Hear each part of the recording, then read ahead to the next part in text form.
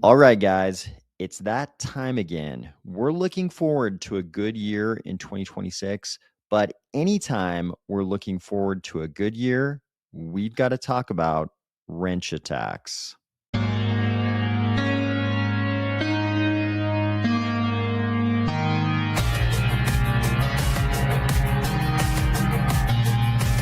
If you would prefer to first just have a bag that's worthy of you being targeted for a wrench attack, or if you're finding value in these videos, please consider delegating to the Army of Spies DRep address and the Army of Spies stake pool, ticker AOS. All right. Thank you. Thank you for joining, everybody. Thank you for joining. Let's see who's here. This was kind of I kind of had to throw this up at the last minute just because of scheduling today. But let's see who's here. Adam is here. Adam says, I've done a lot of plumbing in my day. I'm wondering if you know what a cheater wrench is without looking it up. So I'm not sure what a cheater wrench is in plumbing, but the comments are so huge today. It looks like it's reverted back to the giant comments. So we're stuck with the giant comments today. But when I was a kid, definitely there was this issue where the family car would always end up going to the tire shop, and when they would throw new tires on there, they would always over tighten the lug nuts, at least according to one of my parents. So they would, anytime the car went to the tire shop, I was required to remove the lug nuts and torque them to exact specifications. And in fact, the lug nuts were often over tightened. So I had this gigantic, super heavy wrench that I could put on the sockets that fit the lug nut, and I would use that to bust the lug nuts. But down below though here, Michael had a different idea of what this might be in plumbing. He says tightens with grip to loosen tight pipes. That sounds more like a plumbing specific wrench. We're going to talk about wrench attacks, no matter what kind of wrench you're thinking of, though. Michael says super graphic. I'm not sure if he's talking about the thumbnail or my description of busting nuts. Could be either one, I guess. It's MP7813. I've started on the end of a steel pipe connected to a wrench. Does that count? Definitely. I have seen that with lug nuts for sure. The pipe that doesn't quite fit perfectly over your longest wrench, but just enough. And usually it's like a little kid standing on the end of it. When you're a little kid, you're the kid. But I've definitely seen that as well. Joe Davidson's here. Joe Davidson says, no timer, no timer. GD Extreme says, good evening, let's go. Rulo is here. Hola, thank you for joining. I have a wrench for protection only. There you go. Adam Olson says, you got my respect. Michael says, I'm a handyman. The thumbnail, laugh out loud. Hey, OS, can you wish happy birthday to my wife? Happy birthday to the wife of Vincent 2. Vincent 2's wife, I hope you're having a happy birthday. It takes a lot to be a spouse of a crypto person, either male or female. It takes a lot to be the spouse or significant other of a crypto person, especially when we've gone through the last 2 years. So a very happy birthday to the wife of Vincent 2. 123 Kid says, I need a bull run. Brown Beardo says, we're busting nuts. First thing I hear after popping in. Unfortunately, the topic came up. Wrench. Yep. Yeah, we're talking about busting nuts with wrenches. But we're also going to talk about the bad guys and their wrench attacks. I mean, that's true. New comment. I didn't do this. In fact, let me see if I can. I always hesitate to make you guys sit and wait to go for the settings are somewhere. I hate to fish through the settings to fix this. It's actually not me. Occasionally the streaming platform just decides to default to these giant comments. So maybe we'll just run to these giant comments unless it drives everybody crazy. And then I'll actually take out the time to find the setting. Let's see if I can just find it real quick here. Can I find it quick enough? Not really. I've seen it. I know where it is, but at the spur of the moment, it's always impossible to find. They've got a million different setting categories it could be under, and I can never quite find it in time. Okay. Let's jump in and talk about these wrench attacks. So this is kind of a PSA thing, but I think it's worth doing. It's worth doing because we're talking about We're talking about people's personal safety and their bags. It's a pretty important issue. It's one of these things that you can easily imagine it's a very low percentage chance that you encounter this, but if you do, it's horrific. So I think it's probably worth it. You got to add the intermission loop from Monty Python's Holy Grail for times like this. Volps, greetings. Thank you for joining from Australia. Loving the frequent live streams. Go Ada. Thank you. Thank you for joining the live streams. I appreciate it. Joe David says I'm not wealthy enough to be a target. Yeah, I mean, it's almost difficult to make this kind of video at a time like this because none of us really feel like our bags are big enough to warrant this. But I think it's important to talk about leading into the year because even if it's a big surprise, like at the end of the year, and all of a sudden all of our bags make us worthwhile targets for these kind of attacks, it's like you kind of have to start ahead of time. It's not something you can just wake up and be like, now I'm wrench attack safe. You kind of have to start ahead of time, right? Your OPSEC isn't a one-day thing. It's got to start ahead of time. So I think I only know what you guys know. I probably do different things in regard to this topic than a lot of people do, but I think I only know what you guys know. But let's talk about it right now. So what are we talking about? The Tommy G video is just about who's Tommy G? I've done videos about this before. I try to do it every time we might be coming into a good period, just as a PSA, but I actually don't know who Tommy G is. Pre-moon wrench attack vid. Yeah, exactly. This is the pre-moon wrench attack vid, but we don't really know when it's going to moon, just in case. This year's the year, guys. This is the just in case video. Okay, so let's talk about it. First, let's talk about why now is a great time to talk about it, right? Now's a great time to talk about it because if you bought a ledger, you might be in danger. You might be in danger. There's Jose Cano. Welcome. Hello. Thanks for joining. Good to see you. Twig says, I guess this is what's hot on the street now. I actually haven't seen any other videos on this, but I'm sure this is causing a lot of people to do this video. So what exactly happened? A ledger exploit, sort of, right? Ledger is constantly getting hacked. Let's just be honest here. Ledger, not the first time there have been security problems related to Ledger. This one wasn't totally their fault, but they're still kind of responsible for it. So here's this post. Too long didn't read. Not a wallet hack. The incident affected order and shipping data, not wallet security nor card data exposure. So we've had all kinds. It seems like there have been all kinds of exploits with Ledger. What was this one? This is the one where the attackers may have gotten your name and shipping address, name, email, shipping address. What does this lead to? You get a bunch of phishing emails probably, but it can also lead to the infamous wrench attack. That's why this one is so much more concerning. And this apparently was a problem with Global E's security center. Who is Global E? Global E provides services to online brands and retailers like Ledger, apparently. And they say what personal information was involved. So these are, I guess these are like the checkout guys, part of the checkout process and the shipping process. These guys had your name, email address, and shipping address, which for a lot of people was their home, unfortunately. The information involved basic personal identifiers, including names, postal addresses, email addresses, telephone numbers, and order details. So unfortunately, whoever gets a hold of this data, and I'm sure it was for sale on the dark web somewhere, they will know the name and address of, sounds like maybe anybody who has bought a Ledger device from Ledger during the affected time period. Don't seem to know. They don't seem to specify when that is. Maybe it's just like ever.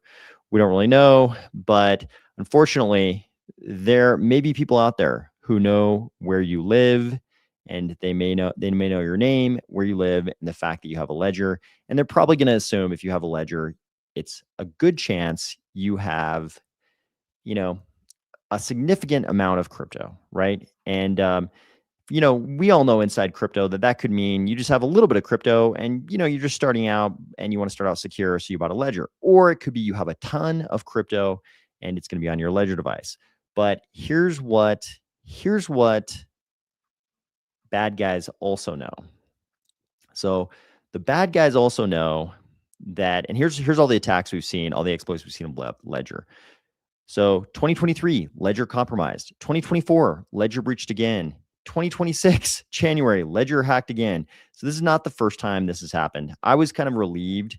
I bought all of my ledger devices when I lived in a different location, and I was kind of relieved when I left that location because I think that location, I think my ledger, my personal data was exposed in both of these, both the 2023 and 2024 breaches. So I was kind of glad. And I haven't bought a ledger device since I moved to this new location, and I don't know if I would. I know I would not ship it to my actual home at this point because there've been so many breaches. But let's look at how often this actually happens. So what are we talking about first? What are we talking about? This is what we're talking about. Bad guys get your name and address. They realize you have a ledger. They're like, hey, we're a home invasion crew. We like to do home invasions anyway. Let's just go to this guy's house. Let's, hold him at gunpoint. I'll hold him at gunpoint. You hit him with the biggest wrench you have until he gives us his ledger and his PIN or his seed phrase. Let's just try to give him whatever, little folder he keeps all of his crypto bullshit in. And then we'll rush home and try to, move the crypto as quickly as we can off his ledger and into our accounts.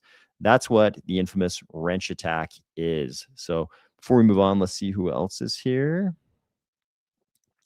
Twig says they do it by your phone number. Hey, I don't want them finding me no matter how they find me. Brown Beardo says AOS is warning us now, then buying wrenches. God, I cannot stand ledger anymore. Send them to 0. 1 is bad enough. 3 times is too many. Yeah. Frazek, thanks for joining. Brown Beardo says I got ledger themed phishing emails all the time because of them. Yeah, I've also received them. Streetwise says, what's a better hardware wallet? I mean, the problem is it can happen with any of them. You shouldn't have here's the truth. You shouldn't have anything related to crypto ever associated with your home address. That's the TLDR here. Part of it. Brown Beardo says, I like Keystone Pro 3. Michael says, all bad. Twig says, the gang is called the COM. Troll Toll says, hello. Pucky Hawk, what's up? Jose Cano, has Trezor ever been compromised? So one thing you got to keep in mind is it's kind of like exchanges, kind of like centralized exchanges. What we know is not who's been compromised. What we know is who has told us they've been compromised. And those might be two very different things. So just because we haven't heard about somebody being compromised, they might have just not told us. So Diego Mack, thanks for joining. Good to see you. Streetwise, what do institutions and exchanges use for cold storage? Wonder what their exposure is. There's great articles on what Coinbase does. It involves Faraday cages and X tier 1 operators. So their security is very high, and yours should be too, actually, if you have any amount of crypto. I think this is part of why crypto is hard to go mainstream. How did you even know how to stay safe with crypto? We're going to talk about it. Hey, OS, so how do you store your crypto without too many details? We're going to talk about it. It's hardware wallets, though, for sure hardware wallets. But I think hardware wallets are important to use for most people, but you don't want to ship them to your fucking house is the upshot of this. Twig, everything becomes compromised at gunpoint. Yeah, I mean, this is the problem. If you end up in this position right here, right? This is obviously like, in the alley next to somebody's house or behind somebody's house. If you end up in this position right here, you're in a pretty bad position. The thing in crypto, obviously this could happen outside of crypto. And we could even talk about that too. But inside crypto, you don't want to make this more likely to happen to you because everybody in the fucking world knows you're into crypto. So this is actually part of why I'm anonymous, right? I don't have billions of dollars of crypto, but when the market goes crazy, I've got enough crypto that some retard home invaders might try to do this to me. So part of the reason to be anonymous is this reason. So let's talk about how often this shit actually happens. So back in the day, I got into crypto before this even. I was in crypto before even this earliest date, but we already knew about wrench tax back here, right? It's pretty obvious. When you first get into crypto, you're like, okay, this is cool. I keep my seed phrase. Maybe I have a hardware wallet. Maybe I stamp my seed phrase on, some steel plates in case there's a fire. You're doing all this shit. And then it occurs to you at some point that dudes could just come into your house with guns and beat you until you give them those fire protectant but not home invader protecting steel plates, right? This is pretty problematic. There's James. James, welcome. James, welcome. Let's see. Yep, there's James. Welcome. Welcome. Yeah, that was Dave Grohl's third band, I think, after Foo Fighters and Nirvana. I think that was the name of his third band. Dude, that's why I only use Coinbase. I bought a Ledger wallet a few years ago, but was too scared to use it. I think, I mean, there's some. That's a valid thought process. I think that's a valid thought process. I favor using hardware wallets, but your thought process is nobody can say that's invalid. I think nobody can say your approach is invalid. I told everyone at work I sold at a loss. That's smart.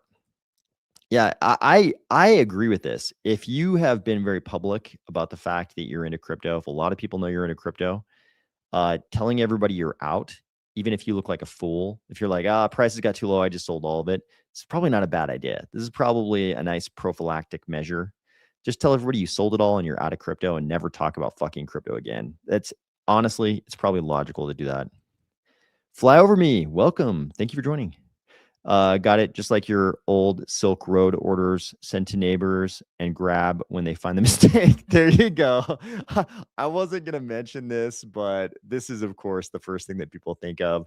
If you're in the US, a post office box can also work. You know what I mean?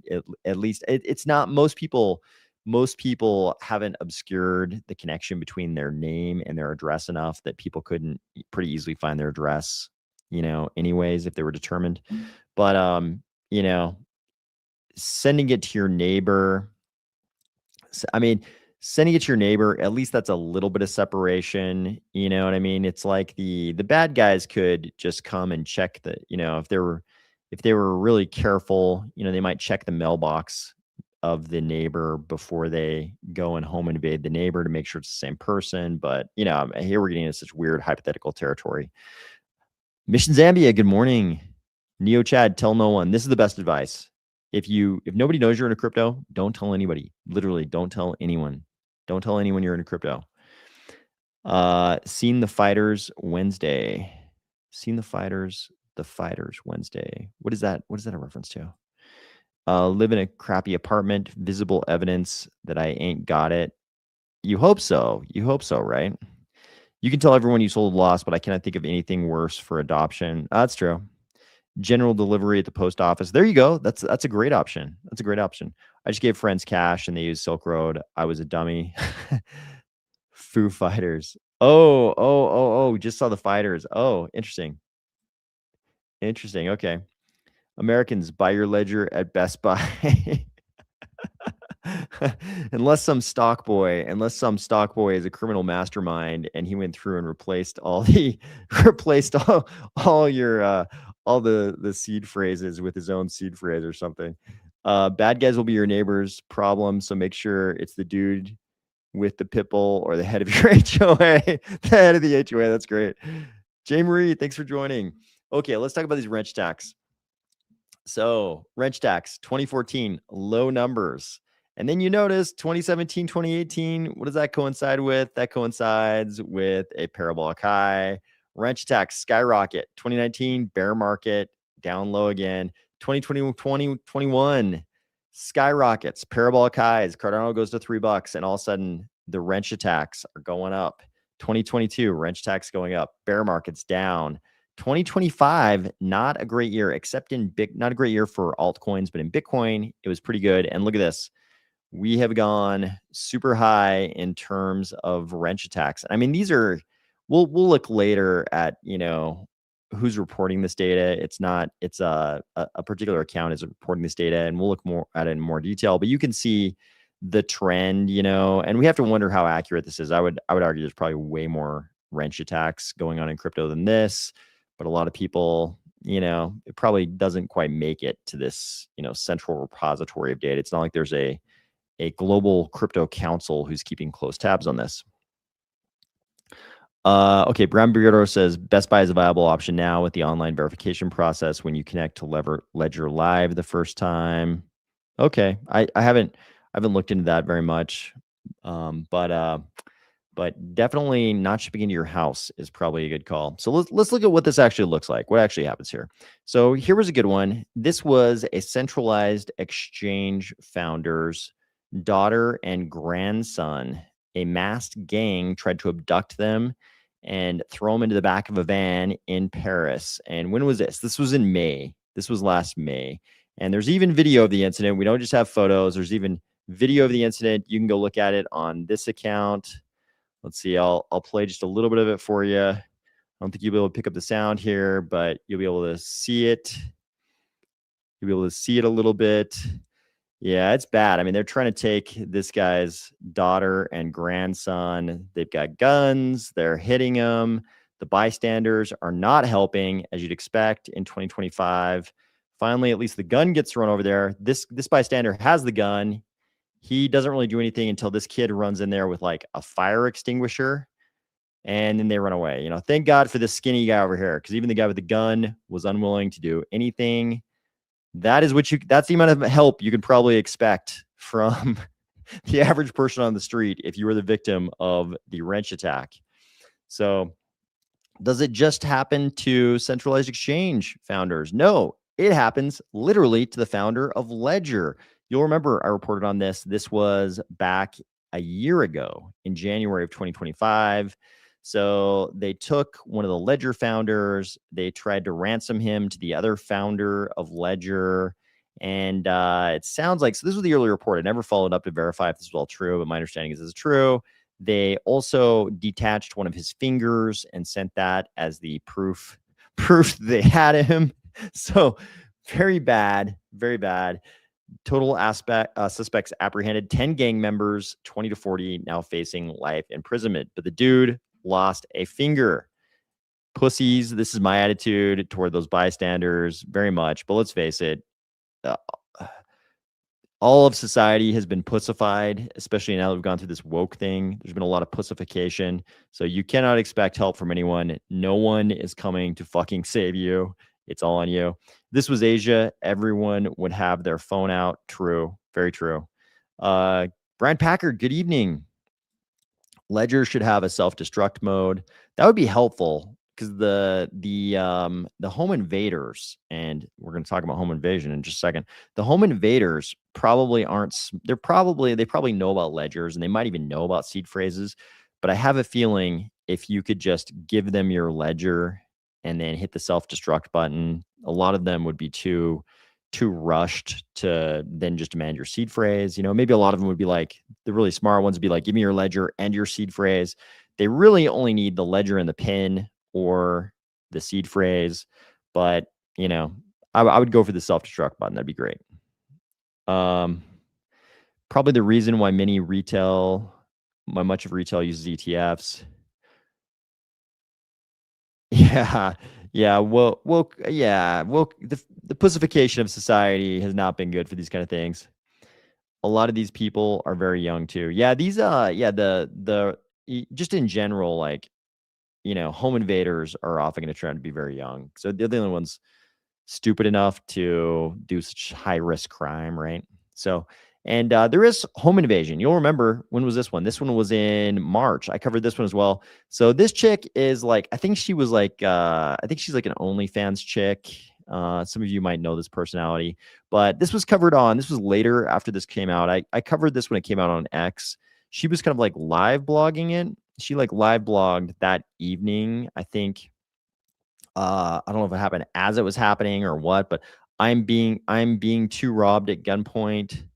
But anyway, there's a little video here, and then she kind of did a walkthrough with Colion Noir, her and her boyfriend, and showed how home invaders basically figured out that she accepted Bitcoin on her streams.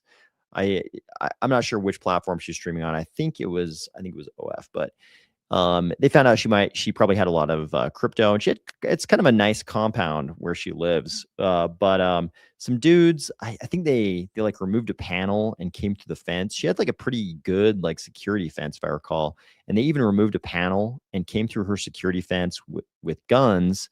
They went up and grabbed her in her bedroom, and they're like, take us to the crypto. So she knew her boyfriend was down in the was down in his like workshop. So I forget how it worked. Like she sent him a message or something. This is a while ago. She sent him a message or something, letting him know they were on the way. So he threw on his plate carrier with his plate and grabbed his staccato. And when they started to come down the stairs to where he was all set up, and he just told her to duck, and she ducked, and he opened up on him with the staccato. So the home invasion thing does happen, even if you're like a low key celebrity. Like you don't have to own a crypto exchange. You don't have to be one of the founders of Ledger. She was just some streaming chick. You know, these guys probably watched her stream, found out she had some crypto, decided she'd be an easy victim. They obviously didn't know she had a boyfriend who could shoot his staccato decently and was going to be wearing some plates. So anyways, he tagged one of the home invaders. They all ran away. There's pretty good video. I think you can see even in this video, I think in this video, you see him go in, and then the shooting happens pretty quickly, and then they all run away. The second he puts some rounds on them. And it doesn't have to be, you don't have to be a marksman out to 100 yards. The shot he took was the length of the staircase. So I mean, these are not giant ranges he's firing at, but it was enough to make those guys run away. They all had guns, and the second they got rounds on them, they were out of there. So does it only happen to famous people though? We've been talking about famous people. Here's one that was reported recently, January 5th. Look at this. You can tell this is gonna be a little sad just by the Blade Runner, the new Blade Runner clip here. I believe that's the scene from Blade Runner. You guys can correct me if I'm wrong. But this poster says, "You never think it will happen to you until it does. I was targeted in a violent home invasion. Waking up in the middle of the night to masked intruders in your home is a violent ordeal I wouldn't wish on anyone. Yet I feel lucky. My family is safe. Wounds are healing well. I won't go into details so as not to hinder the investigation. I thought I had solid security protocols, but it is never enough. They stole a lot, but I'm confident we'll end up back on our feet. We're doing our best to stay out of the cycle of what ifs and not dwell too much on the past. I'm incredibly grateful for the support from friends, the ecosystem, and local law enforcement. Their professionalism has been a light in a very dark time. Normal life is finally creeping back through the veil. You'll see me posting more and more soon. I actually enjoy shit posting with you all. If Murphy's Law is to be trusted, this marks the beginning of a new bull market.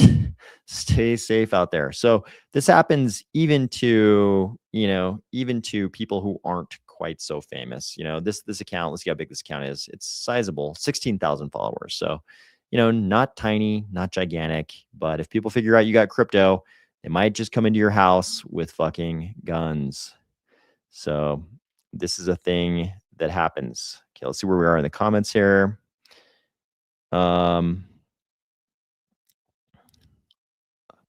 Okay, maybe there should be two seed phrases, a dead man switch and a real one. I think that'll happen. I think that'll happen with hardware wallets.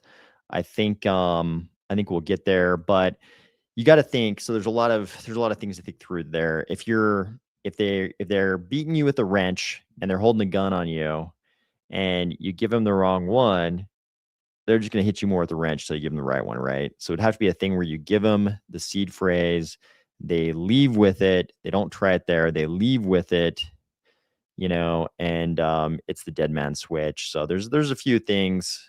There's a few things to think through. Twig says young teenagers are doing this. No one is saving you when your hero is immediately prosecuted for getting involved. True. The litigious nature of society hasn't helped.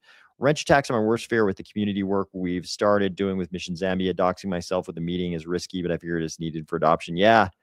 If you're actually doing in-person work to push the crypto message, you're definitely at risk. So yeah, I think you're smart to weigh the risk calculus there, to do the risk calculus. Streetwise, let's make crypto more complicated. Yeah, that's what crypto needs, right?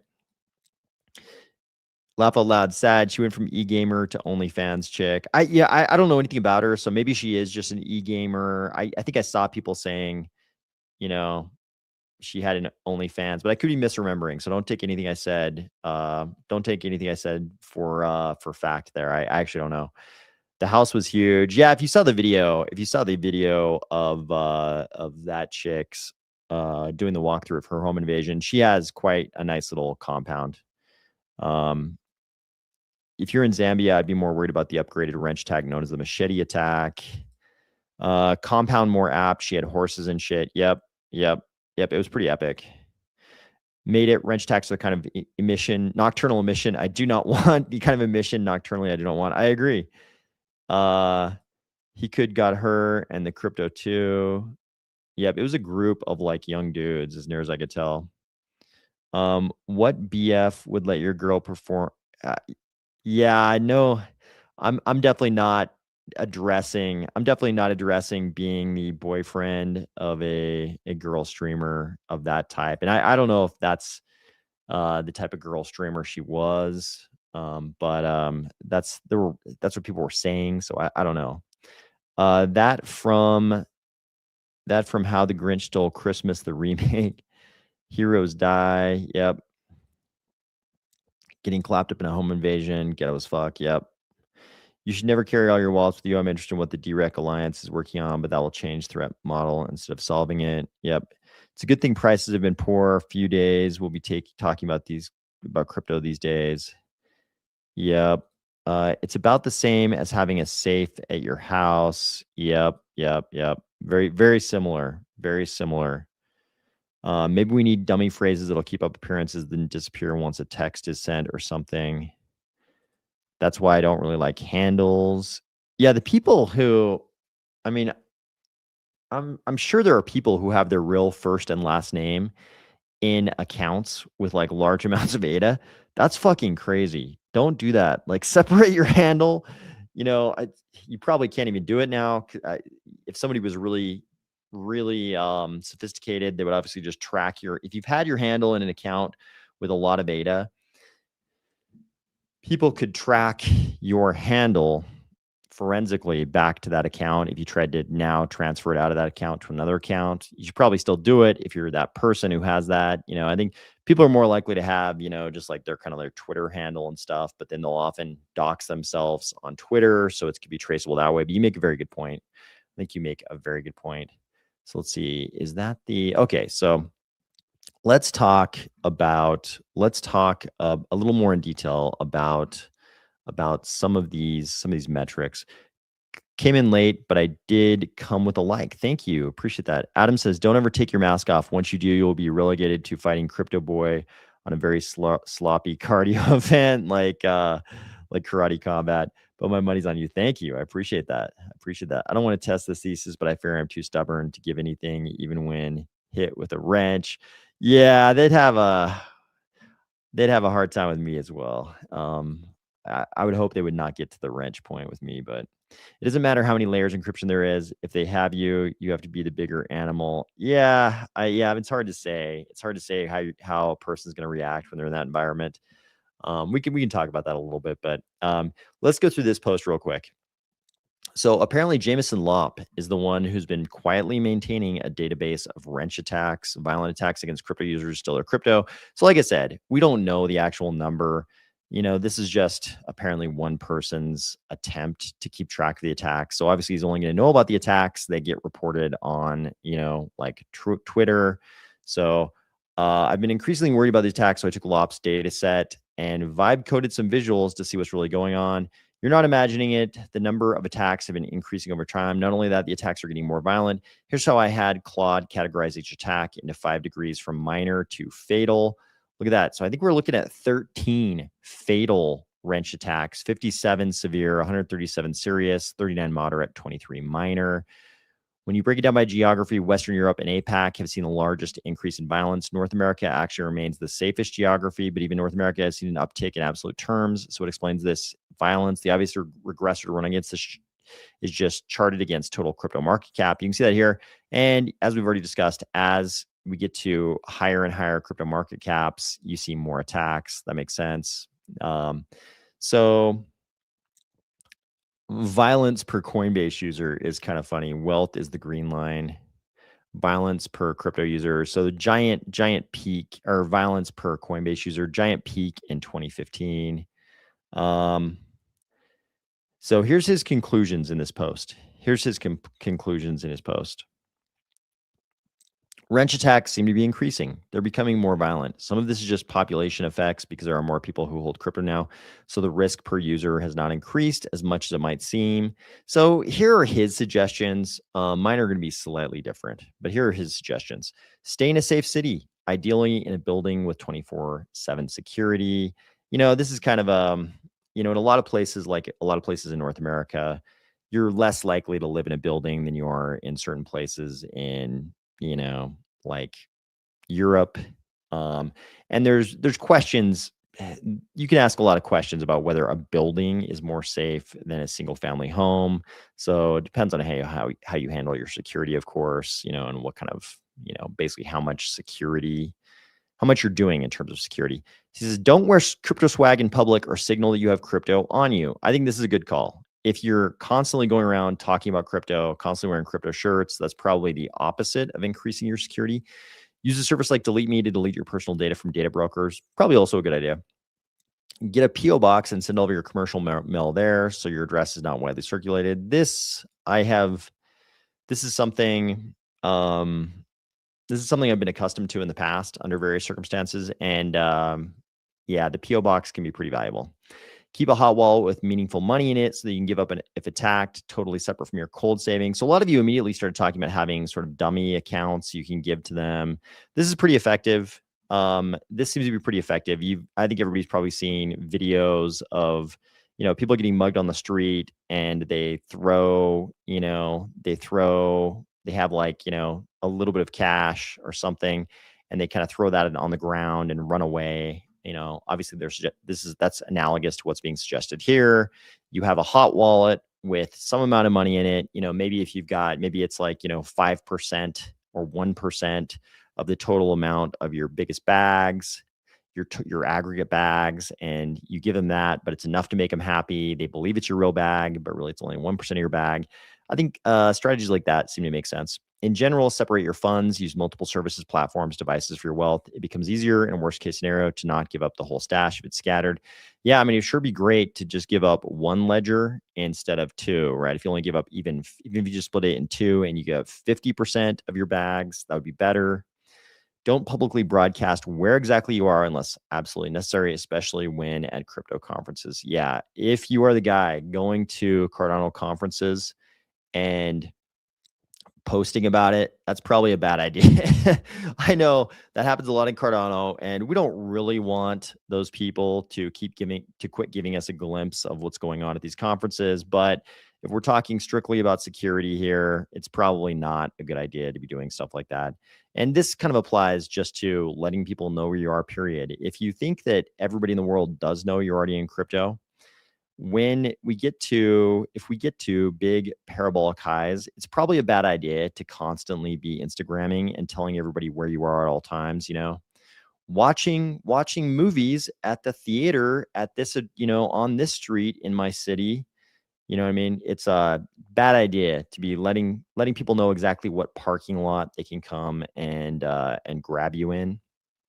So if you are really high risk or going to a high risk place, consider investing in a security guard. So obviously this is only feasible if you're talking about large, very, very large amounts of money. Like, we can all assume that Brian Armstrong isn't going to the worst neighborhoods in Northern California with his gleaming bald head, without any kind of security. That's probably not something he does. He probably doesn't, like fly to giant crypto conferences in dangerous parts of the world and then just go to the worst neighborhoods there without security. That's probably not a thing that happens.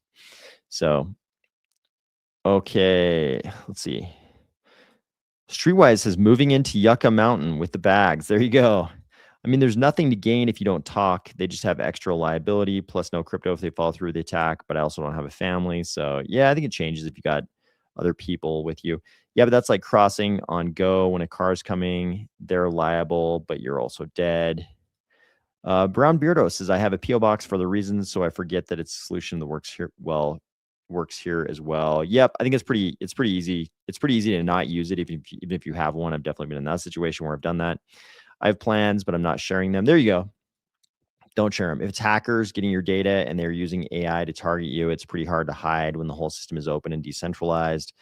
Yeah, I mean, you know, it, like we all have used, some kind of fiat on ramp, unless you're like the super stealthy secret squirrel guy who only got your crypto through in-person transactions.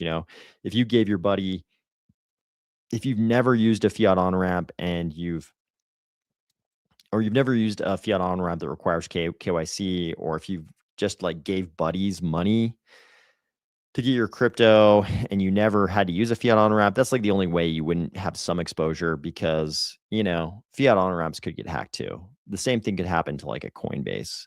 And like I mentioned before, we don't really know. We don't really know. We can't say for sure that it's never happened with X entity, like blank entity, because maybe they just didn't tell us. I'm actually pretty suspicious of these very large centralized exchanges who've never reported a hack. What are the chances they've never actually been hacked? Or is it just that they covered the losses and they didn't think it was necessary to report the hack, right? I think the latter is probably a lot more likely in a lot of cases. Adam also says, if you ever make something from whatever you invest in, nothing will ever be more valuable about your time. Yeah, so I think these kind of suggestions are all good. And people's ideas about having, like some kind of a fake wallet they give to people, I think that is a good idea. But to be honest with you, I'm as far as the home invasion thing goes, like this is kind of, I mean, this could happen totally independent of crypto in a lot of places. You know what I mean? I think we all live in different jurisdictions. You could live in a jurisdiction where there are a lot of guns, like in the US. You could live in a jurisdiction where there are very few guns. You could live in a jurisdiction that's somewhere in between. Maybe it's possible for people to have guns, but there aren't as many. That probably covers a lot of the world, something in between. But I think in any of those cases, I'll be honest with you guys. I definitely shot thousands of rounds last year. So my main strategy on the home invaders, there's many ways they could try to get you, but honestly, my main strategy with the home invaders is, require that the home invaders require two things. Either they get to me before I know they're in my house, or they better be better marksmen than I am. And I have a strange feeling that not very many of these lazy ass home invaders are actually going to be a better marksman than me. They're definitely not shooting more rounds than I shoot in a year. So I think it's highly unlikely they're going to be better shots than me.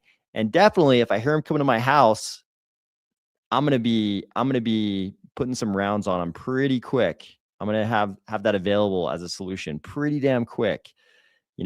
Whether they think they're going to be coming down the hallway or coming up some stairs, like that's already all mapped out how those rounds are going to end up on them if they try to home invade me, which is the same strategy as the boyfriend of the one chick. He had that already planned out, exactly what he was going to do in that scenario, and it worked out for him.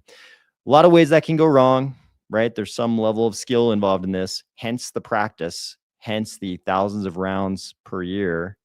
But it's for some people that's like, morally, I don't know. I wouldn't even call it a moral. I'd call it, almost more of a, it's more of a politico-social stance. I think that's fine if you have that stance. If you're basically making a choice to outsource your security. And I think in some parts of the world, you can probably get away with that. Like in Dubai, you probably don't have to worry about getting home invaded. But if you live in a place where, the local PD's response time is, like 12 minutes, and there are a lot of guns, you probably can't, it's pretty easy to make a valid decision that you can't outsource your security, right? There's a lot, I think, and to be fair, there are a lot of places in the world where you probably can feel safe outsourcing your security. In most people's case, in a lot of people's cases, I think they're not really making that choice to outsource the security, based on weighing the two issues. It's more like they just think the chances of this happening are so low. And maybe they're right. I mean, vast majority of people go their entire lives, super high percentage of almost any population goes their whole life. They never have to worry about home invasion or getting held up in a parking lot or something like that. Vast majority of people never something they're ever going to have to encounter. In crypto, the chances are a little higher, especially if crypto goes real high and it's you're kind of a marked man or a marked woman if you've made your identity known. So your chances of something like this happening are probably a little higher. And then you really do probably have to weigh. It's like no longer, this like super low percentage thing. It's significantly higher than it would be for the general population. So you probably have to weigh whether or not you want to outsource your security or not. So for me, I'm not willing to outsource my security because I know what the local PD's response time is. And to be honest with you, I shoot a hell of a lot more than any average cop. Any average cop, they don't have the budget to shoot that many rounds in a year. They're just getting much, much less fucking practice than I am. All the respect in the world to any LEO. Any LEO, I respect your sacrifice and what you do for society, but I also know about the budgets in those departments. They just don't have the budgets to practice as much as I do. So I do not outsource my security. I know a lot of people, and a lot of people can, I think, logically, validly make the decision to outsource their security. A lot of it depends on how many guns are in the society you live in. A lot of it depends on, what you think the response time of the local PD is going to be. And then you've just got sort of like playing the odds, how likely you think it is you might ever have to face some issue like that. But it's also a thing that marksmanship training is pretty fun. It's kind of a fun pursuit on its own. But like I said, only some, it's not going to be for everybody. Not everybody's going to find it to be fun. A lot of people will never want to learn how to fight without firearms. I consider firearms training just to be another combat sport among many. And, a lot of people also don't want to know how to fight because they don't, they're happy to outsource their security, or they think it's such a low probability thing they'll never encounter it. So that's my feeling on all this. I know other people will vary widely, and that's okay. Okay. So Michael says, preach on. Brown Beardo says, yeah, any platform can be hacked and not say anything. However, the goal typically is to sell that data on the black market, where there would also be people watching the sources like Delete Me. Yep. That's helpful. That's helpful. Those white hats will make breaches public. Yep. Which is, I think, how we find out about the breaches. Almost all of them probably. When I'm not shooting, I'm playing pistol whip with no aim assist, still training John Wick style. I love peace, but pacifism is irresponsible. Laugh out loud. Pistol whip is a workout. I don't even know what that is. At Cardano says, I'm armed to the teeth. You need a proper room set up with sensors if you want to play pistol whip with no aim assist and be good at it. I don't even know what it is. Very uncommon locked staking W here. Ledger and Sony in particular are terrible with security. Yeah, Ledger. We've learned that Ledger definitely is. I'm just planning on getting laser eyes like Michael Saylor. That'd be good if you could just sort of burn dudes in half with your laser eyes. I still use my Oculus Touch setup for pistol whip, accurate as it can get with the cameras around the room. Damn, are you John Wick? Are you talking to D Not You? Haha. D Not You says haha. I wish I was. Yeah, I mean, it's weird because in some yep, I strongly agree with that. Strongly. Yeah, I mean, that is very easy to figure out. Very easy to figure out. It's a rhythm shooter game for VR where you go forward on rails but shoot bad guys. Oh, okay. Okay, that's cool. Yeah, so I think a lot of people are just have groups of people around them where making the same decision would be socially unpalatable, right? A lot of people socially couldn't make the decision to engage in marksmanship training because they would be ostracized from their group friend. That's a thing too. So I don't blame anybody who outsources all of their security, because some people live in societies. I know people, and there's no way they could ever openly be training with firearms at all because they would be ostracized from their social groups. You know, so it's a weird decision because it's almost more socio-political than it is, just the realities of not having dudes beat you to death while they're trying to get your seed phrase out of you. But I think of it more as an issue of whether or not I want people to be able to beat me to death. So that's how I make that decision. Matt says, got everyone scared to death now. Yeah, we do it every once in a while. Once a cycle or so, we talk about this, just so everybody knows. Yeah, people are talking about their chosen calibers here. Yeah, people have some very colorful things to say about that. But I just wanted to make that clear to everybody that there's some decisions you got to make here, and I think it's okay. Whatever decision people come to on these kind of issues, I think is okay. But you should be aware that there are decisions that can be made that heavily impact your security. And most of it, probably the most effective stuff, is the stuff more in the vein of this post right here.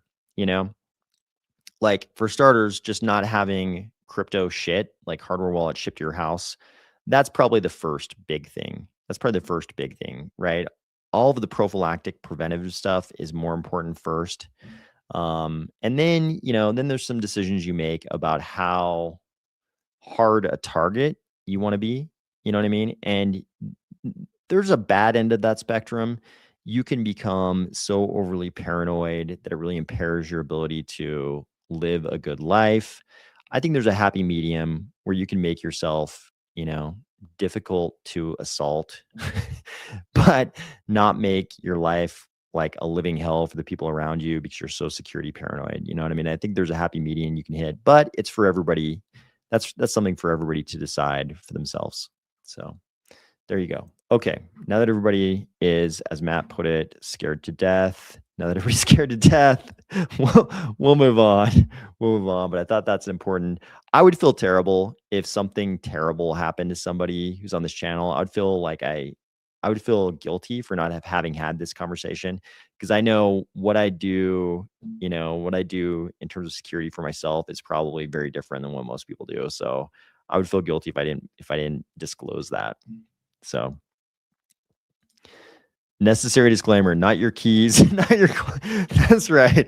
That's right. You yell at them, not your keys, not your keys, not your coin before beginning your counter ambush. That's right. Okay. So let's talk about the normal kind of stuff we talk about on this channel. The Senate Banking Committee marks up the market structure bill next week, and stablecoin rewards remain under debate. So this is probably one of the most important things going on in crypto right now. So we all know, we talked last night in quite a bit of detail about how we're going to get a markup on the 15th. Today, I even saw people saying the 16th. So you can see we're already losing ground. They're already pushing back the markup in the Senate. We're already losing ground on this shit. So we've got that going on. We don't know about the timing. The timing is an uncertainty, but it turns out there's more uncertainty than that and a little bit more nefarious. So this post says, Congress already settled this in the Genius Act. The Genius Act, was the Stablecoin Act that's already passed. Reopening it now only creates uncertainty and risks the future of the US dollar as commerce moves on chain. Here's why Congress should protect the Genius Act and where rewards help consumers without harming community banks. So the issue they're highlighting here, let's see. Okay, so that there's quite a few comments. In the US, you're more likely to get stabbed by a mentally ill person. Yeah, mental illness, crime due to mental illness is definitely a thing in the US for sure. One of the best defenses is to sell and use the money to improve your life now. Yep. Adam Olson got a purple belt in jiu-jitsu after 40. That's pretty good. That's pretty good. Yeah. Definitely humbling. 100%. Okay. So let's talk about it. I kind of had a feeling Adam was probably a jiu-jitsu guy or involved in combat sports just based on how much he knows about MMA. But okay. Crypto Invasion says former Marine, no problem inflicting pain. Yeah. Okay. So here's the problem we've got. The Genius Act was meant to sort of be the end all be all of, stable coins. But of course, the banks are very crafty. So, you know, while the administration is very much in favor of crypto, and it seems like they're trying to do the right thing in terms of crypto, but, even the party in control of the White House, the Senate, and the House is not a monolithic organization. You've got a whole bunch of senators, and they all have offices. And guess what? The banks can send lobbyists to those offices. So even if the White House is saying, hey guys, we're doing this crypto thing, we're going to do the right thing for crypto. No bullshit, guys. Come on, don't do any bullshit here. Let's do the right thing for crypto. Those lobbyists are spending a lot of time in those senators' offices right now, and their only fucking goal is to make sure that stablecoins don't provide yield. Why is that? Why don't they want stablecoins to provide yield? So this poster, and this guy, by the way, is the chief policy officer for Coinbase.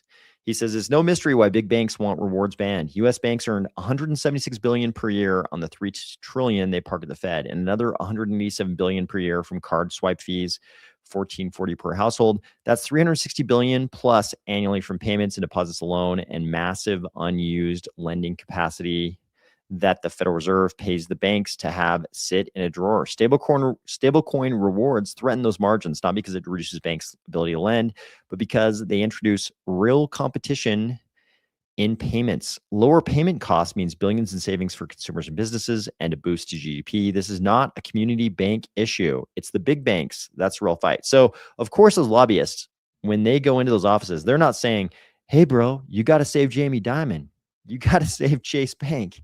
That's not what they say. They say, hey, there's all these community banks, they're, important parts of our community.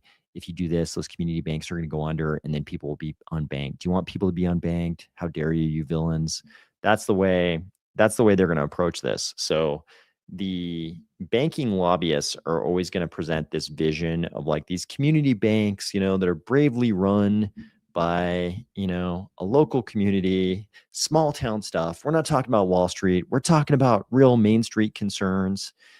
That's the pitch there. And they're doing that in every senator's office right now. The data is clear and it doesn't support the bank position. This summer, Charles River Associates found no statistically significant relationship between USDC growth and community bank deposits. Different users, different use cases, and people don't treat stablecoins as bank deposit substitutes. Although, I'm sure, Coinbase is putting their best foot forward here.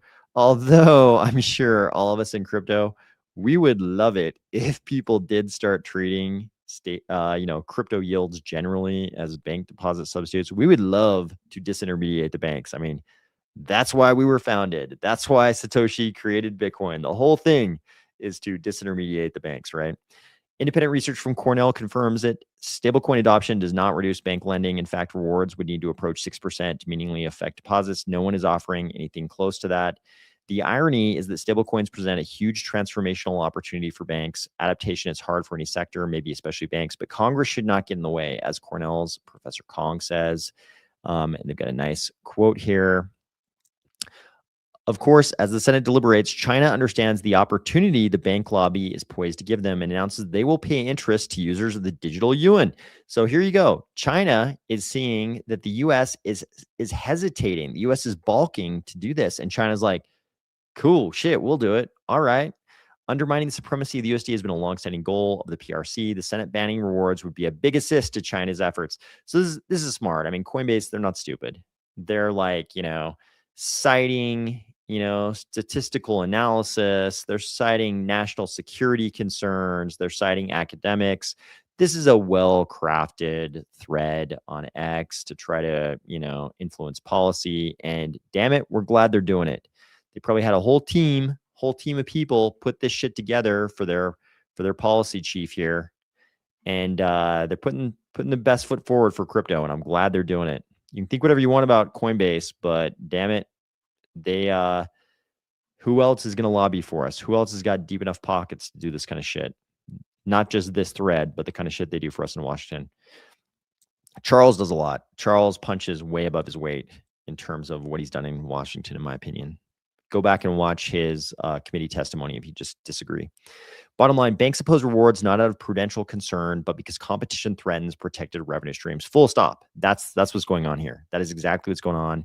There's no spin on that. This is not Coinbase trying to spin some Coinbase agenda. This is just true, and it's important for crypto that people understand this. Protecting genius and the ability to offer rewards means lower costs, more choice, and a more competitive payment system for Americans. So this is all true. And I think Coinbase is definitely doing crypto a solid here. So Dolph B. Wolf says, let's go. Let's go. And he's got the turtle emoji. Let's go. Congress already gave the banks a gift. Okay, so this is Jake Chervinsky. Jake Chervinsky is one of the best crypto policy attorneys, right, in Washington. So Coinbase has got a great crypto policy attorney in Paul Graywall, but Jake Chervinsky, very sharp on all these issues.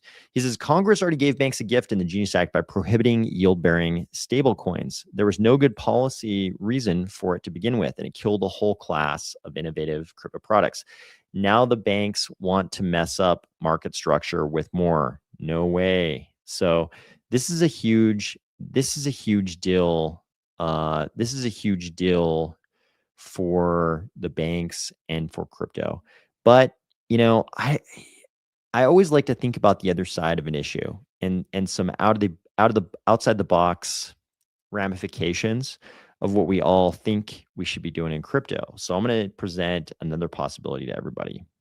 And you can agree or disagree. But first, some comments. The EU has abolished yield on stablecoins, probably also to hurt the dollar. Most stablecoins are pegged to the dollar. That makes sense to me, Frazek. That makes sense. Charles always fighting bigger demons, a total Chad. Yeah, true. Charles always fighting bigger demons. That's actually very well put. That is a very accurate way to describe Charles, actually. Well put, D, not you. This is really interesting. The EU abolishes yield on stablecoins to hurt the dollar. Yeah, I mean, if all stablecoins were pegged to the euro, I don't think they would have abolished yield on stablecoins. Good point. Good point, Frezak. Charles is the GOAT. Still laugh aloud when he had his groupie girls laughing behind while delivering his speech. That's true. They were not groupie girls, but that's not what they were. But people it might have looked that way, but yeah, that's not but there was some very I remember I covered it on this channel. The amount of smiliness going on was it was something to behold. Definitely there was a lot of smiling going on. I mean, who can blame the one person behind Charles, though? I mean, probably that's kind of a once in a lifetime opportunity, probably, to sit in a congressional hearing and watch Charles just destroy like he did. So hell, I'd probably be smiling as well. Did you hear Chuck Schumer say on the Senate floor the Republicans have no clarity as he referred to the upcoming health bill? What did he mean, clarity? That's a good question. If he chose that particular word because he'd recently been dealing with the Clarity Act, that's a good point. That's a very good point. I haven't watched it, so I wouldn't want to comment without seeing more of the context. But yeah, we'll see. Okay, so let me present another issue. I don't think it's another. It's just a different thing to think about. It doesn't necessarily conflict with anything either of these two have said about this. But here's another thing to think about, right? So what would happen if stablecoin yields went away? If stablecoin yields went away, what happens? Because we know people like to use stablecoins, people like to use stablecoins to trade in and out of crypto assets, right? You don't have to incur the losses, the fees, and the spreads of using crypto on ramps and off ramps every time you want to go into fiat. So stablecoins are very useful for those reasons. But how much of stablecoin use is just people super happy to park their crypto assets in stablecoins to get those yields? If those went away, You know what I mean? Sure, you'd still have people using stablecoins for sure, for a lot of different reasons in DeFi, but what percentage of the money would migrate out of stablecoins and into assets like Cardano? Because if you think about the yield on stablecoins, part of the reasons it's attractive is the asset doesn't go up and down. So you get this yield, and the amount of dollars your principal equates to is the same at the start and the finish. You can be sure, fairly sure, barring some kind of a crazy hack or collapse or something, if you are, putting your money in USDC on Coinbase, it's a very different situation than if you're putting it into an altcoin, right? The altcoin, it might be worth more or less than the same amount of dollars by the time you get done, collecting, whatever yield you're getting on it. But if you think about it, like safety is the reason stablecoin yield, consistency and safety is the reason it's so attractive in a lot of ways. And something like Cardano, where we have this yield that's also very safe, right? There's no slashing. There's no slashing in Cardano. Your assets, when you stake them, are not going to get slashed. It also presents this element of safety. Like if there was no yield on stablecoins, how much of those crypto assets that are currently in stablecoins to get the yield, how much of those would migrate to something like a Cardano? So I'm not saying that means we should support this in any way, the senators that are trying to get rid of yield on stablecoins, but I am saying there might be a silver lining to that. I'm not saying necessarily there would be, but there might be a silver lining to no yield on stable coins. We don't know how this is going to turn out, right? We don't know what it's going to look like. We won't really know until we get the text of the markup, until we see another draft on the 15th or the 16th, apparently now. We won't really know where they're coming down on this, but I can almost guarantee there are a lot of bank lobbyists going into those senators' offices and working their asses off trying to get rid of stablecoin yield. That is something they would love to get rid of. They fought like hell when the Genius Act was under consideration, and they just look at this market structure bill in the Senate as a second bite at the apple. They actually had their second bite at the apple was actually the Clarity Act in the House, but the Clarity Act passed without all that craziness. And some things, there were some compromises in the Clarity Act, surely, but the Senate is really like their third bite at the apple to try to get all the things they want, all the ways they want to handicap stablecoins. This is their third bite at the apple. So we won't really know what we get until we see this markup. Okay. Okay. So NBX is developing a Polish stablecoin and also work with Moneta with the new privacy stablecoin. Oh, interesting. Okay, I didn't know about this Polish stablecoin. I knew about the connection between Moneta and NBX. We've talked about it before on this channel. Thank you for that information. That's good to know. I will check that out. They will also soon release a new interview with Charles. NBX? Is that NBX you're talking about? Or Moneta? I bet they will talk about the new privacy stablecoin. Interesting. Okay. Matt does not like Schumer. He chooses words in a sly manner. I mean, he's a senator. They all do, right?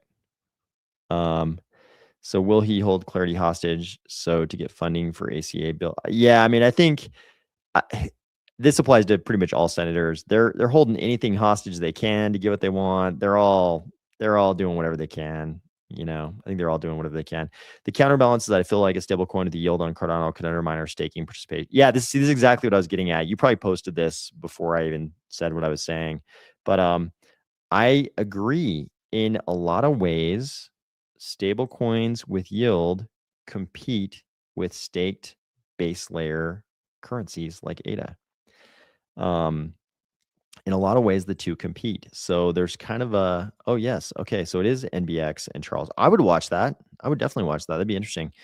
In a lot of ways, the alternative to stablecoin yield would be something like a Cardano yield, and there's a silver lining. There's a silver lining. There may be a silver lining if the bank lobbyists are successful and we get some bad stablecoin provisions.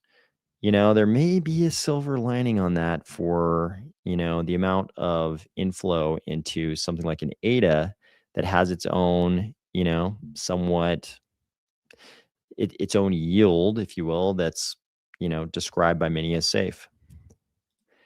Stablecoins and crypto are totally different investment vehicles. I agree.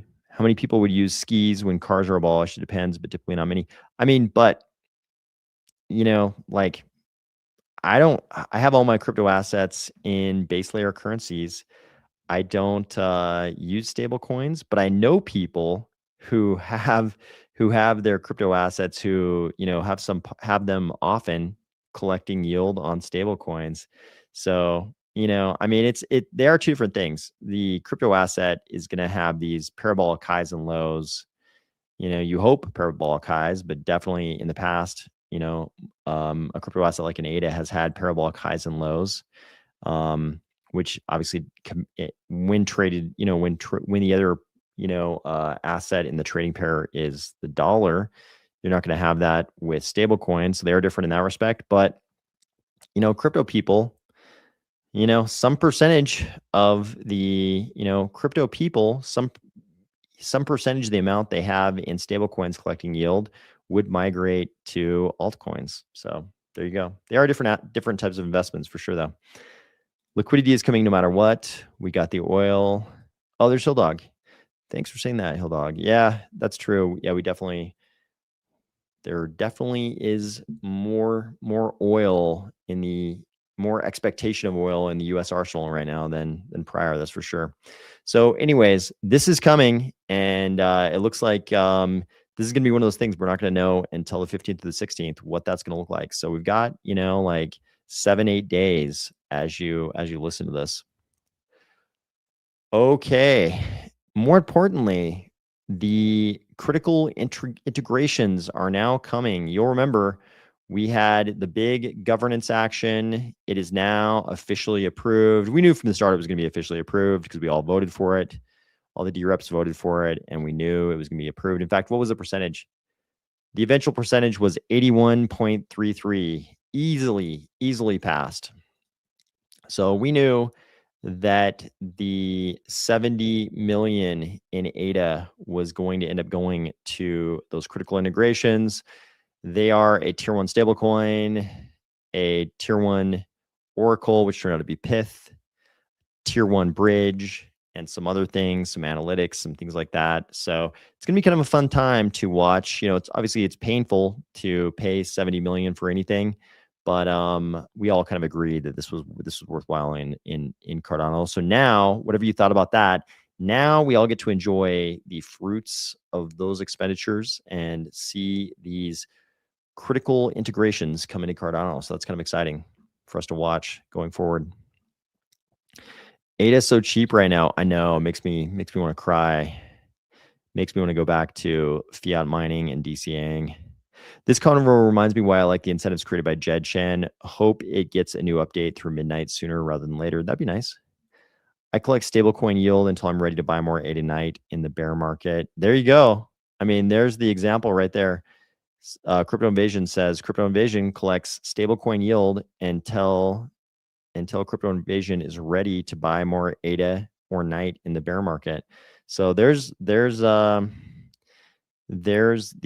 rotation. So the rotation between stablecoin yield and altcoins like ADA and night definitely exists. There's an example right there. So here we have an example of something. I can only describe it as them finally completing plunging the dagger into our hearts, right? This is definitely one of the most disappointing things that's happened. Definitely it seems like I was the most disappointed for Charles. I was disappointed for Charles, obviously for our ecosystem, but even more so for Charles, because it seems like he put so much into this. I've covered it on the channel. Very, very disappointing. Wyoming launches first U.S. state-issued stablecoin front on Solana. Despite all of Cardano's connections to Wyoming. At one point, IOHK, when it became IOG, was almost called IOYO. Charles almost wanted to call it IOYO. And now, how do we all feel about Wyoming in Cardano? A lot of us feel this way. Wyoming is dead to me. Wyoming is dead to me. Sorry, Wyoming. We loved you. You plunged a dagger into our hearts, and you finally pulled the dagger out, but the wound persists. So sorry, Wyoming. The wound persists. Oh yeah. Oh yeah. Dagger straight to our hearts, Bindocam. Dagger straight to our hearts. The wound. Will the wound ever heal? I don't know. I don't know. Tough to say. Wyoming, you're too cold and windy anyways. You're cold and windy. You were always cold and windy. I'm so sorry. So sorry. So another place that, a place that's very enjoyable. A place that was back in the day was very enjoyable. Very enjoyable. Many beautiful things there, but they've decided to pass a billionaire tax. This is California. California has proposed at least a billionaire tax, and guess what's happening? Shocker. Everyone is so shocked. The billionaires are fucking leaving. They do not want to pay a goddamn billionaire tax. This is exactly why you don't do all of the hey, let's tax the rich stuff, right? It's all fun and games wearing a tax the rich dress to, big social events like certain unnamed parties have done. It's all fun and it sounds great to the people who aren't the rich, but guess what happens? The rich people just fucking leave and they take their businesses with them. Here you see Larry Page, if you don't know, founder of Google, right? Founder of Google. You kind of want guys who founded things like Google to keep making new businesses in your state. Nope. When you decide to fucking tax the rich, they just take their shit and leave. That's how it goes. Larry Page is officially moving his businesses out of California ahead of a proposed billionaires tax. And guess what? He's not the only one. Larry Ellison of Oracle fame. Larry Ellison quietly sells his San Francisco mansion for $45 million. This dude had a $45 million place. I don't know how big this entire property is. Obviously, it's San Francisco, so dollars per square foot, astronomical, but this does not look gigantic. Somehow it's $45 million. No surprise in San Francisco. Quietly selling his amazing $45 million property as billionaire tax fears loom. They're all getting the fuck out of there. He probably really enjoyed this $45 million house. I imagine it's probably super fucking awesome to hang out in a $45 million house all the time. But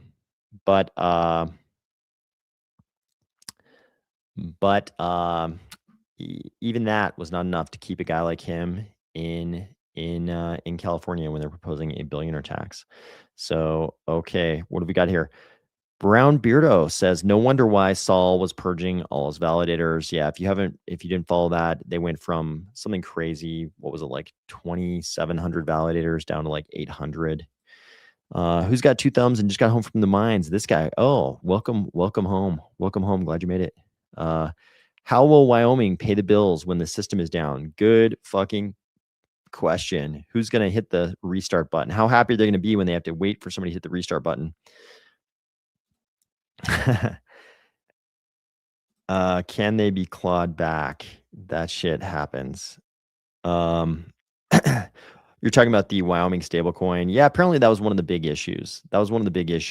And Charles, I won't pretend like I know all the inside information on that at all, but apparently one of the big issues that some of the non-Cardano blockchains argued was that, of course, a government entity like Wyoming was going to want to freeze accounts and stuff like that.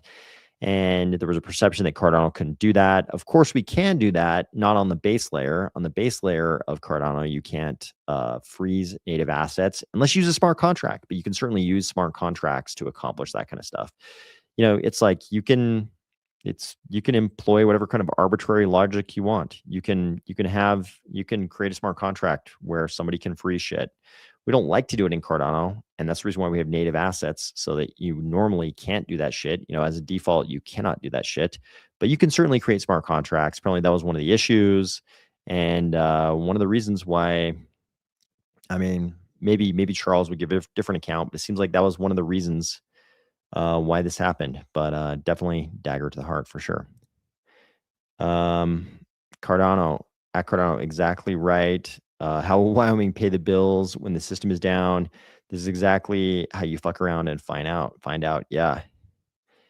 Even the communists don't understand communism. That's true because they're too young. They're too young. Those of us who were alive during the fucking Cold War remember how that shit turns out, right? It's like when the wall came down, people were not fucking running east. People were not fucking running east when the wall came down. Just like people have recently made this is like a hilarious ongoing thing these days. Communists give these interviewers, and the interviewer is always like, okay, if communism or socialism, they always like to describe themselves as some flavor of socialist, of course. And technically you can argue there's a distinction between those two things, but of course the communists are going to call themselves socialists to make it more palatable. When the topic comes up, like what's your example of a successful experiment in socialism, they'll say things like Cuba. And then the interviewer is always like, okay, if Cuba is such a success, why are people getting on fucking makeshift rafts just in the hopes of making it to Florida? Why are they washing up on the shores of Florida all the time in makeshift rafts if it's so awesome in Cuba, right? And I think this is the problem. Like, if you were around during the Cold War, you fucking remember how that shit worked out. It was not a bunch of capitalists running east. That was a people relieved to be fleeing the warmth of collectivism. Wyoming, Frazek says Wyoming is probably used to shutdowns. Possible, very possible. It's possible.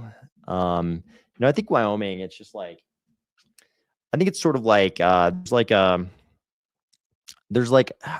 so for people who don't know, people outside the U.S. may not know, Wyoming is the least populous state. It has the lowest population. Famously, we always joke that Wyoming has more sheep than humans. But Wyoming is the least populous state. And I think when you're in a low population state, that's like largely rural, there's some big towns and some famous towns like Jackson and, some bigger towns like Cheyenne. But when, bigger, compared to the other towns in Wyoming, but not compared to any other state really. But when you're from a low population state, there's like this phenomenon, I would almost call it big timerism. And you're always afraid that you're not going to get the real shit, right? Because your state is so small. There's like this fear that you're not doing the real thing. You're just doing this like, kind of halfway thing. So there's like this real, I think it may have even like almost worked against us that Charles was this like known local quantity, spending a lot of time in Wyoming, bought a ranch in Wyoming. Dad and brother, I believe, live in Wyoming. I could be wrong on that piece, but I believe that's the case. He's like donating, guns and gear to the local police department. He's spending time with the governor and the senators, and he's having the Cardano summit at the University of Wyoming, doing all this stuff in Wyoming.